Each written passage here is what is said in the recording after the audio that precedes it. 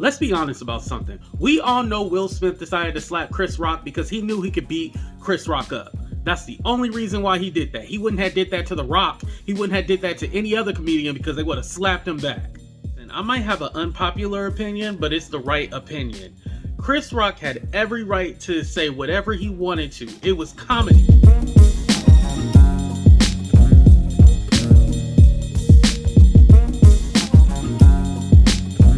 What's up, everybody? It's your boy AT2, and remember, I was live earlier today and I talked about the Chris Rock special on Netflix. I didn't really get a chance to watch it myself. I just seen the headlines and I gave my opinion on it. Basically what I was stating was that Chris Rock is a comedian. He has every right to say whatever he wants to, especially about the whole slap thing, because then again, he's the one that got slapped. We didn't get slapped, and especially if you ever been slapped, I'm pretty sure it wasn't on national TV. Well, unless you on Love and Hip Hop or something like that, but that's besides the point. Title of Chris Rock's Netflix special, Selective Outrage, was perfect because that's what's going on in the media right now. It was selective outrage. Chris Rock talked about so many different other things besides just Will and Jada. Literally, the Will and Jada was like the last 10 minutes of his set. Few things that I found interesting about the special was, one, when he talked about his mom lived in South Carolina, and if you weren't able to see a black dentist, you had to go to a veterinarian to even see someone about your tooth, and more than likely they were just going to pull it for you. Crazy part to me is that sometimes when we think about Jim Crow and the civil rights and stuff like that, we think about, oh, it was a long time ago. His mom is still alive. He even said his mom goes to Paris to go see his daughter that's in culinary school. South Carolina. Not too long ago, my mother, not my great-grandmother, they wouldn't let black people go to the dentist. So she had to, all the black people in town got their teeth taken out by the vet. So to go to the vet, okay? And not only did they have to go to the vet to get their teeth removed, they had to go to the back door, because God forbid the white people found out that they were using the same utensils or whatever the hell, the same equipment on niggas that were going on their dogs, okay? That's my mother. It's not like some old, this is not like George Washington Carver or some shit. This is my mother, okay? Something that I found interesting that people should have probably been offended by was when he talked about the Kardashians, and specifically Robert Kardashian. And I'm just going to paraphrase this, but he basically said because Robert Kardashian got OJ off, God decided to punish him and only let his daughters date black men. Now that to me was probably more offensive than anything he said about Will and Jada. He talked about politics, about Democrats and Republicans. He talked about both parties. Something else that I found interesting was when Chris Rock was talking about how white men feel like they're being oppressed or reverse racism. And it's all like, hold on now. Black people don't control anything. We don't own anything. So how are we oppressing you? Or what's this reverse racism? I thought that was interesting that he brought that up. What I'm going to do is go ahead and play a little bit of my live that I did earlier today. Make sure you guys check it out, and I'll put the full video in the link in the description. So hopefully you guys enjoy it. Deuces, y'all. I know what the fuck happened. Everybody that really knows I had nothing to do with that shit. I didn't have any entanglements.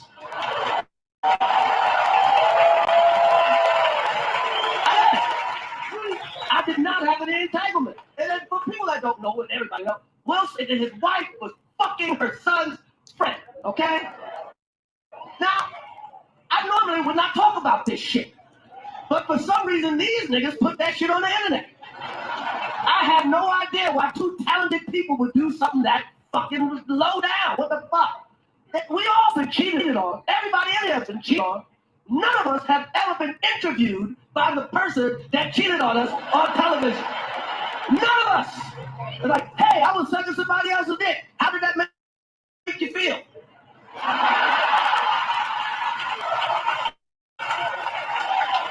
Fair use? This is fair use. Why the fuck would you do that shit? She hurt him way more than he hurt me. Okay? And by the way, he does that shit. Everybody in the world calls him a bitch. I tried to call him motherfucker and give him my condolences. He didn't pick up for me. Everybody called that man a bitch. Fucking Charlemagne called him a bitch. The Breakfast Club called him a bitch. And The View and The Talk and every rapper and fucking the Drink Champs called him a fucking bitch. But Will Smith practices selective outrage. Practices selective outrage. Because everybody knows what the fuck happened. Everybody that really knows I had nothing to do with that shit. All right, it's just repeating now. Okay. Yeah, but I wanted to go ahead and play that clip for you guys. Also, he said some things about Meghan Markle. Markle, talked about how she didn't know she was black and all that stuff. And what did she expect going over there, how they were going to treat her. She thought she could become white by going, and I'm paraphrasing this. She thought she was white going over there and, some other shit. Also, one of the things that got people upset was that he said that he went to go see Emancipation, Will Smith movie where he was a slave. He said he wanted to see him wanted to see him get whipped by a white man. And so people didn't like that joke. Now, here's my thing, because a lot of people are saying like, he's a coon, he's this, he's that. I honestly don't see a problem with anything Chris Rock said. Now, I'm going to play the bad guy on this one. I don't mind. My thing, when you slap me, I'm going to go in, and I'm not going to be politically correct when I go in on you. I was the one slapped. I feel that some people, take it like, oh, well, you should just get over it. When we get slapped, usually it's not played for millions of people and not viewed across the whole entire world.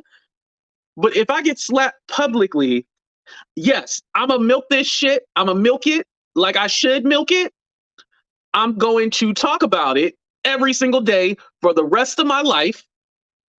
Also, I don't give a flying beep what anybody thinks about it, because this is my story to tell. If you keep wanting to, whatchamacallit, if Will Smith is able to make a joke from it, everybody else able to make a joke about it, why can't he? Now, do I agree with everything Chris Rock says and stuff like that? No. But I think in this scenario, whatever he wants to say about Will and Jada, he has the right to. Once you disrespect me and you cross that line and you put your hands on me, I'm going to be mad disrespectful. Now, what he should have did was slap the shit back out of him. Now, he should have did that. But I understand the politics and stuff like that and why he didn't do it. However, for me, I feel like Chris Rock, when it comes to Will and Jada, he has the right to. And also, again, it's comedy. I feel like we can't sugarcoat comedy.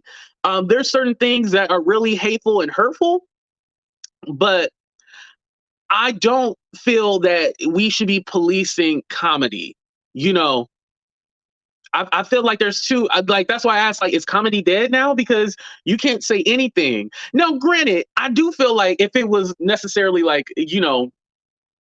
okay, so there was this thing where a lot of white comedians were being held accountable because they would say the N-word and stuff like that. That, I think, is a little bit too far, when it comes to that kind of thing, because they're like, why you need to say that word? Talk about your own people. Why we have to be the butt of the joke? But I feel like if you black and you want to talk about black people and you say some offensive shit, because we all say some offensive shit, but it's about our own people. That's one thing.